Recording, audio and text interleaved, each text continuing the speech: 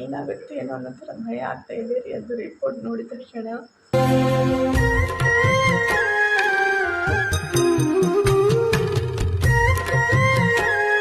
Hi hello ನಮಸ್ಕಾರ ಅಸ್ಸಲಾಮು ಅಲೈಕುಮ್, welcome back to my YouTube channel. ಬರ್ರಿ ಇವತ್ತಿನ ವ್ಲಾಗನ್ನು ಸ್ಟಾರ್ಟ್ ಮಾಡೋಣ. ಫ್ರೆಂಡ್ಸ್, ನಾನು ತುಂಬ ದಿನದಿಂದ ವೀಡಿಯೋ ಹಾಕಿಲ್ಲ. ಯಾಕೆ ಅಂದರೆ ಸಿಚುವೇಶನ್ ಆಗಿತ್ತು ರೀ. ಯಾಕಂದರೆ ನಮ್ಮ ಅಪ್ಪಾಜಿಗೆ ಹುಷಾರಿಲ್ಲ ಅಂತ ನಿಮಗೆಲ್ಲ ಗೊತ್ತಿದೆ. ಇದಕ್ಕಿಂತ ಮುಂಚೆ ನಾನು ವಿಡಿಯೋ ಕೂಡ ಹಾಕಿದ್ದೀನಿ. ಮತ್ತು ಅದಾದ ನಂತರ ಮತ್ತು ನಾನು ವಿಡಿಯೋ ಕಂಟಿನ್ಯೂ ಹಾಕಬೇಕಂದ್ರೆ ತುಂಬಾ ಪ್ರಾಬ್ಲಮ್ ಆಗಿತ್ತು ರೀ ಅಪ್ಪಾಜಿಗೆ. ಅದಕ್ಕೋಸ್ಕರ ವಿಡಿಯೋ ಹಾಕೋಕ್ಕಾಗಿಲ್ಲ. ಮತ್ತು ಅಪ್ಪಾಜಿಗೆ 2 ದಿನದ ಟ್ಯಾಬ್ಲೆಟ್ ಕೊಟ್ಟಿದ್ರು ರೀ. ಆ 2 ದಿನದ್ದು ಟ್ಯಾಬ್ಲೆಟಲ್ಲಿ ಕಮ್ಮಿ ಆಗಿಲ್ಲ ಅಂತಂದರೆ ಸ್ಕ್ಯಾನಿಂಗ್ ಮಾಡಿಸಿ ಅಂತ ಹೇಳಿದರು. ಅದಕ್ಕೆ ಮತ್ತು ನಾವು ಅಪ್ಪಾಜಿಗೆ ಆರಾಮಾಗಿಲ್ಲ, ಏನಿಲ್ಲ, ಮತ್ತು ಸ್ವಲ್ಪ ಜಾಸ್ತಿನೇ ಹುಷಾರಿಲ್ದಂಗೆ ಆಗಿತ್ತು ರೀ. ಅದಕ್ಕೋಸ್ಕರ ಮತ್ತು ನಾವು ಇಲ್ಲಿ ನಮ್ಮ ಸಿಂಧನೂರಿನಲ್ಲಿ ಸೂರ್ಯ ಸ್ಕ್ಯಾನಿಂಗ್ ಅಂತ ಇದೆ ರೀ, ಅಲ್ಲಿ ಬಂದಿದ್ವಿ ನೋಡಿರಿ. ಬೆಳಗ್ಗೆ ಕೂಡ ಬಂದಿದ್ವಿ, ಅಪ್ಪಾಜಿ ಕರ್ಕೊಂಡು ಬಂದಿದ್ದಿಲ್ಲ, ಬರೀ ಟೋಕನ್ ತೊಗೋಬೇಕಂತ ಹೇಳಿಬಿಟ್ಟು ಬಂದಿದ್ವಿ. ಮತ್ತು ಟೋಕನ್ ತೊಗೊಂಡು ಬಂದರೆ ಅವ್ರು ಸಾಯಂಕಾಲ ಬರ್ರಿ, ನಾವು ಕಾಲ್ ಮಾಡ್ತೀವಿ, ನಿಮ್ಮ ನಂಬರ್ ಬಂದಾಗ ಕಾಲ್ ಮಾಡ್ತೀವಿ ಬರ್ರಿ ಅಂತ ಅಂದಿದ್ರು. ಮತ್ತು 6:30 ಕಾಲ್ ಬಂದಿತ್ತು ರೀ, ಸಾಯಂಕಾಲ 6:30ಗೆ. ಮತ್ತು ಅಲ್ಲಿಂದ ಇಲ್ಲಿ ಬರೋವರೆಗೆ 7 ಗಂಟೆ ಆಯ್ತು ನೋಡಿರಿ. ಮತ್ತು ಸ್ಕ್ಯಾನಿಂಗ್ ಮಾಡಿಸುವಾಗ ಆದಷ್ಟು ನೀರು ಜಾಸ್ತಿ ಕುಡಿಬೇಕಂತೆ. ನೀರು ಜಾಸ್ತಿ ಕುಡಿದ್ರೆ ಸ್ಕ್ಯಾನಿಂಗ್ ರಿಪೋರ್ಟು ಕ್ಲಿಯರಿಟಿಯಾಗಿ ಚೆನ್ನಾಗಿ ಬರುತ್ತಂತ ಹೇಳ್ತಾರೆ. ಮತ್ತು ಅದಕ್ಕೆ ನಾವು ಕೂಡ ನಮ್ಮ ಅಪ್ಪಾಜಿಗೆ ಫಸ್ಟ್ ನೀರು ಕುಡಿಸಿದ್ವಿ ರೀ. ಕುಡಿಸಿದ ನಂತರ ಮತ್ತು ನಮ್ಮ ಯಜಮಾನ್ರು ಸ್ಕ್ಯಾನಿಂಗ್ ರೂಮಲ್ಲಿ ಕರ್ಕೊಂಡು ಹೋದರು. ಮತ್ತು ನೋಡಿರಿ, ನಾನು ಮತ್ತು ನಮ್ಮ ನಿಮಿಷ ಇಲ್ಲಿ ಕೂತ್ಕೊಂಡಿದ್ವಿ. ರಿಪೋರ್ಟ್ ಅಂತೂ ಬಂತು ರೀ. ರಿಪೋರ್ಟ್ ಬಂದಿದ್ದು ಬೇರೆ ದಿನ ನೋಡಿರಿ. ಇವಾಗ ನಾವು ಹೋಗ್ತಾ ಇರೋ ಹಾಸ್ಪಿಟಲಲ್ಲಿ ಫಸ್ಟ್ ನಾವು ರಿಪೋರ್ಟ್ ತೊಗೊಂಡು ತೋರಿಸಿದ್ವಿ. ಸ್ಕ್ಯಾನಿಂಗ್ ರಿಪೋರ್ಟು ನೋಡಿದ ತಕ್ಷಣ ಸ್ವಲ್ಪ ಟೆನ್ಷನ್ ಜಾಸ್ತಿ ಆಗಿಬಿಟ್ಟಿತ್ತು ರೀ. ಅದು ಡಾಕ್ಟ್ರ್ ಹೇಳೋದು ಕೇಳಿದರೆ ಅದು ಏನು ಹೇಳಿದ್ರು, ಏನಾಯ್ತು ಅನ್ನೋದು ನಾನು ಮುಂದೆ ಹೇಳ್ತೀನಿ. ಅದಕ್ಕಿಂತ ಮುಂಚೆ ಇವಾಗ ನೋಡಿರಿ, ನಾವು ಅಪ್ಪಾಜಿಗೆ ಫಸ್ಟು ಅಡ್ಮಿಟ್ ಮಾಡಬೇಕು ಅಂತ ಹೇಳಿದ್ರು ರೀ. ಅದಕ್ಕೋಸ್ಕರ ನೋಡಿರಿ, 1-2 ಜೊತೆ ಬಟ್ಟೆ ಮತ್ತು ಹೊಚ್ಕೊಂಡು ಚಾದರ್ ಬೇಕಲ್ರಿ, ಅವೆಲ್ಲ ಮತ್ತು ಅವ್ರ ಸ್ವೆಟ್ರ್ ಏನೆಲ್ಲ ಇದಾವೆ ಅವೆಲ್ಲ ಎಕ್ಸ್ಟ್ರಾ ಬಟ್ಟೆ ಅವೆಲ್ಲ ಇಟ್ಕೊಂಡು ಇಲ್ಲಿ ವಿಜಯಲಕ್ಷ್ಮಿ ಹಾಸ್ಪಿಟಲ್ ಅಂತ ಇದೆ ರೀ.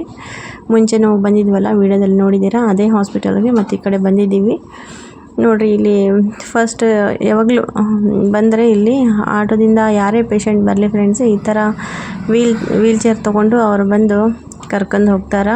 ಮತ್ತು ಬಂದಾಗೂ ಅಷ್ಟೇ ರೀ, ಹೋಗುವಾಗೂ ಒಂದು 4 ಜನ ಇದ್ದಾರೆ ಕಂಪೌಂಡ್ರು. ಅವರು ಬಂದು ಪಾಪ ಎಷ್ಟು ಕೇರ್ಫುಲ್ಲಾಗಿ ಪೇಷಂಟ್ಗೆ ಕರ್ಕೊಂಡು ಹೋಗ್ತಾರೆ ರೀ. ಮತ್ತು ಈ ಥರ ಕರ್ಕೊಂಡು ಹೋಗ್ತಾರೆ. ಬೇರೆ ಹಾಸ್ಪಿಟಲಲ್ಲಿ ಎಲ್ಲ ಈ ಥರ ಇದೇ ಸೌಲಭ್ಯ ಇರೋಂಗಿಲ್ಲ ರೀ. ಇದೊಂದು ನನಗೆ ಭಾಳ ಇಷ್ಟ ಆಯಿತು. ಮತ್ತು ಒಳಗಡೆನೂ ಭಾಳ ಕೇರ್ಫುಲ್ಲಾಗಿ ನೋಡ್ಕೊತಾರೆ. ಮತ್ತು ಇಲ್ಲಿ ನೋಡಿರಿ, ಇವಾಗ ಅಪ್ಪಾಜಿ ಕರ್ಕೊಂಡು ಅವರು ಹೋದ್ರಲ್ಲ, ಇಲ್ಲಿ ನೋಡಿ ನಾನು ಆಟೋದವ್ರಿಗೆ ಮತ್ತು ದುಡ್ಡು ಕೊಡೋದಿತ್ತ ಮತ್ತು ಫೋನ್ಪೇ ಮಾಡಿದೆ. ಇಲ್ಲಿ ಫೋನ್ಪೇ ಮಾಡೋಷ್ಟಿಗೆ ಅಪ್ಪಾಜಿ ಕರ್ಕೊಂಡು ಆ ಕಡೆ ಹೋಗ್ಬಿಟ್ರು. ಮತ್ತು ಇವಾಗ ಲಿಫ್ಟಿಂದ ಹೋಗಬೇಕು.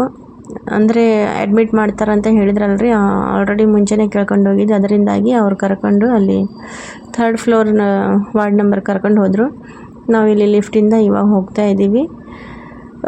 ಮತ್ತು ಬರೋದೇನು ಬಂದುಬಿಟ್ಟಿದ್ದೀವಿ ಫ್ರೆಂಡ್ಸು. ಟೆನ್ಷನ್ ಅನ್ನೋದು ತುಂಬ ಆಗ್ಬಿಟ್ಟಿದೆ.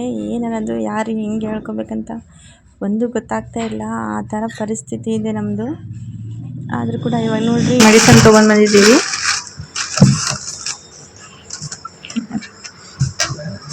ಇಷ್ಟರದ್ದು ಎಷ್ಟಾಯಿತು? 3,000. 3,157. ಹ್ಞೂ 58.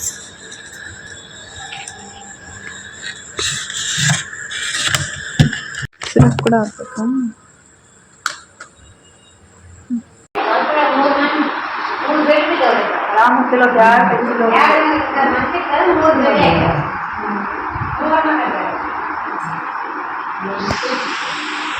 ನಮ್ಮ ಯಜಮಾನ್ರು ಇಡ್ಲಿ ತೊಗೊಂಡ್ಬರಕ್ಕೆ ಹೋಗಿದ್ದಾರೆ ರೀ.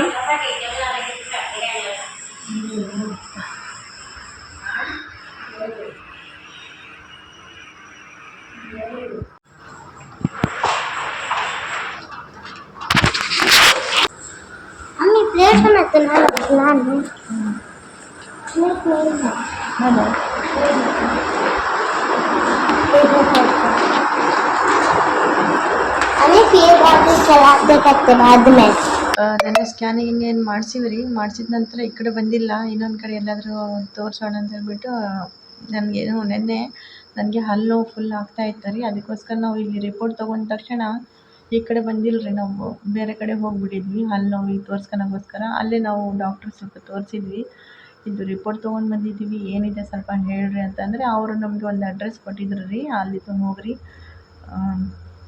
ಅಲ್ಲಿ ಹೋಗ್ರಿ ನೀವು ಹೇಳ್ತಾರೆ, ಅವರು ಸ್ಪೆಷಲಿಸ್ಟ್ ಡಾಕ್ಟ್ರ್ ಅದಾರ ಆ ಕಡೆ ಅಂತ ಅಂದಿದ್ರು. ಅದಕ್ಕೋಸ್ಕರ ಆ ಕಡೆ ಹೋಗಿದ್ವಿ ರೀ. ಅಲ್ಲಿ ಹೋಗಿದ್ರೆ ರಿಪೋರ್ಟ್ ನೋಡಿದ ತಕ್ಷಣ ನಮಗೆ ಫುಲ್ ಎದುರಿಸ್ಬಿಟ್ರು ರೀ. ಅದು ಹೇಳೋದು ನೋಡಿದ್ರೆ ನನಗೆ ಎಷ್ಟು ಕಣ್ಣೀರು ಬಂತು. ಅವಾಗಿಂದ ಅವಾಗೆ ಎಷ್ಟು ಬೆಳಗ್ಗೆ 11 ಗಂಟೆಗೆ ಹೋಗಿವಿ ರೀ. ಅವ್ರಿಗೆ ವೆಯ್ಟ್ ಮಾಡಿ ಎಷ್ಟು 2 ಗಂಟೆಗೆ ಬಂದಾರ ಡಾಕ್ಟ್ರು. ಬಂದಿದ್ದ ನಂತರ ಅದು ರಿಪೋರ್ಟ್ ನೋಡಿದ್ರಂತ ಏನೆಲ್ಲ ಪ್ರತಿಯೊಂದು ಪ್ರಾಬ್ಲಮ್ ಇರೋದು ನಾನೆಲ್ಲ ಹೇಳಿದೆ ಅವ್ರಿಗೆ. ಹೇಳಿದ ನಂತರ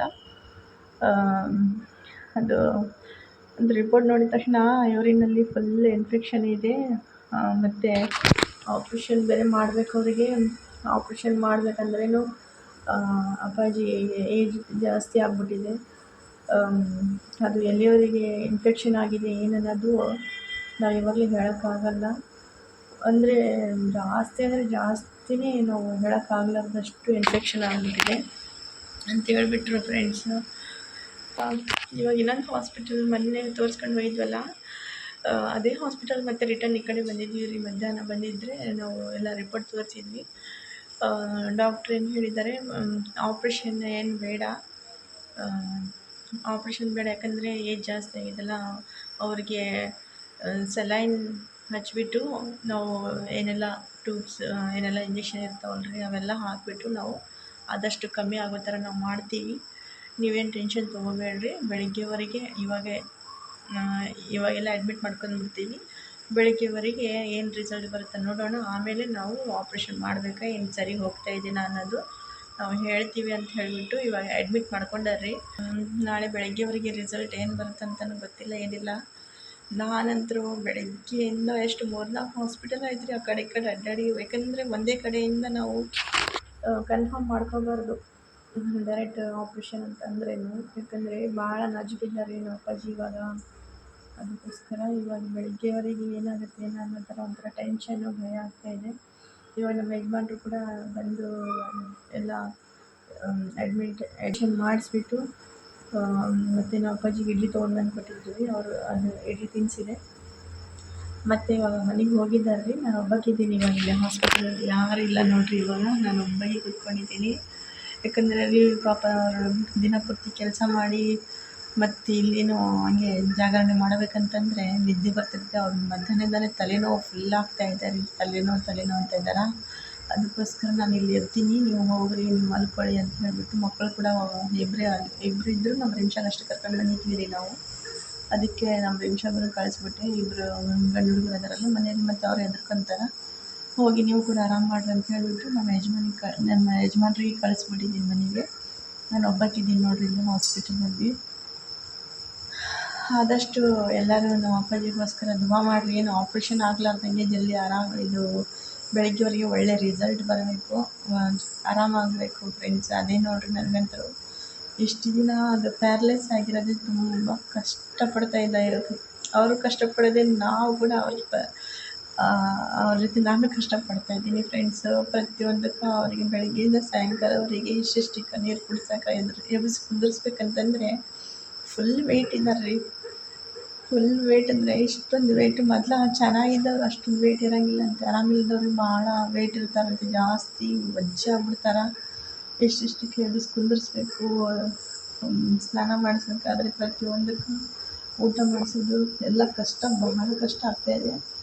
ಆದರೂ ಕೂಡ ನಾನೆಲ್ಲ ಮಾಡ್ತಾಯಿದ್ದೀನಿ ರೀ. ಒಂದಕ್ಕೆ ಕ್ಲೀನ್ ಮಾಡೋದು, ಎರಡಕ್ಕೆ ಕ್ಲೀನ್ ಮಾಡೋದು, ಎಲ್ಲ ಪ್ರತಿಯೊಂದು ಮಾಡ್ತಾಯಿದ್ದೀನಿ ರೀ. ತಂದೆ ತಾಯಿ ಅಂದಮೇಲೆ ಎಲ್ಲರೂ ನಾವು ಸಣ್ಣವರಿದ್ದಾಗ ಅವರೆಲ್ಲ ಮಾಡಿರ್ತಾರೆ ನಮಗೋಸ್ಕರ. ನಾವು ಆದಷ್ಟು ನಾವು ಕೂಡ ಈ ವಯಸ್ಸಲ್ಲಿ ನಾವು ಅವ್ರಿಗೆ ಏನಂತಾರೆ ಹೆಲ್ಪ್ ಮಾಡಲೇಬೇಕು ಫ್ರೆಂಡ್ಸು.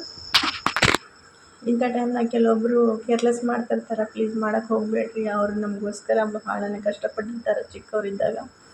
ಆದಷ್ಟು ಅರ್ಥ ಮಾಡ್ಕೊಳ್ರಿ. ತಂದೆ ತಾಯಿಯ ನೋವು, ತಂದೆ ತಾಯಿಯ ಬಗ್ಗೆ ಸ್ವಲ್ಪ ಯೋಚನೆ ಮಾಡಿರಿ. ಅದನ್ನೇ ನಾನು ಹೇಳ್ಕೊಳ್ತಾ ಇರೋದು. ಮತ್ತು ಆದಷ್ಟು ನಮ್ಮ ಅಪ್ಪಾಜಿಗೋಸ್ಕರ ದುವಾ ಮಾಡಿರಿ ಫ್ರೆಂಡ್ಸ್.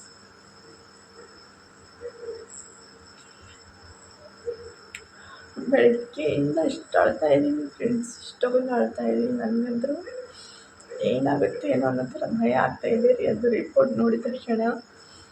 ಅದಕ್ಕೆ ಆದಷ್ಟು ಯಾರೆಲ್ಲ ನಮ್ಮ ವೀಡಿಯೋ ನೋಡ್ತಾ ಇದ್ದೀರಾ ನಮ್ಮ ಅಪ್ಪಾಜಿಗೋಸ್ಕರ ಪ್ರೇ ಮಾಡಿರಿ ಫ್ರೆಂಡ್ಸ್, ಆದಷ್ಟು ದುವಾ ಮಾಡಿರಿ. ಮತ್ತು ಇವತ್ತಿನ ವ್ಲಾಗ್ ಇಲ್ಲಿವರೆಗೆ ಎಂಡ್ ಮಾಡ್ತೀನಿ ರೀ. ಯಾರೆಲ್ಲ ನಮ್ಮ ವ್ಲಾಗ್ ನೋಡ್ತಾ ಇದ್ದೀರಾ ಆದಷ್ಟು ಸಪೋರ್ಟ್ ಮಾಡಿರಿ. ಓಕೆ ಫ್ರೆಂಡ್ಸ್, ಅದೇ ಒಂದು ಚಿಕ್ಕ ವ್ಲಾಗ್ ಮಾಡೋಣ ಅಂತ ಹೇಳ್ಬಿಟ್ಟು ನಿಮಗೆ ಶೇರ್ ಮಾಡ್ಕೊಳ್ಳೋಣ ಅಂತ ಹೇಳ್ಬಿಟ್ಟು ನಾನು ಇವಾಗ ಇಷ್ಟು ವೀಡಿಯೋ ಮಾಡಿದ್ದೀನಿ ರೀ. ನಾಳೆಯ ರಿಸಲ್ಟ್ ಏನಾಗುತ್ತೆ ಏನಂತ ನನಗೆ ಗೊತ್ತಿಲ್ಲ. ನಾಳೆ ಏನು ರಿಸಲ್ಟ್ ಆಗೋದು ಬಂದಿದೆ ಅಂತ ನಾನು ನಿಮಗೆ ಮತ್ತೆ ಮುಂದಿನ ವ್ಲಾಗಲ್ಲಿ ಹೇಳ್ತೀನಿ ರೀ. ಇವತ್ತಿನ ವ್ಲಾಗ್ ಇಲ್ಲಿವರೆಗೆ ಎಂಡ್ ಮಾಡ್ತೀನಿ. ಮತ್ತು ನೆಕ್ಸ್ಟ್ ವ್ಲಾಗಲ್ಲಿ ಸಿಗೋಣ. ಅಲ್ಲಿವರೆಗೆ ಬಾಯ್. ಜೈ ಹಿಂದ್, ಜೈ ಕರ್ನಾಟಕ.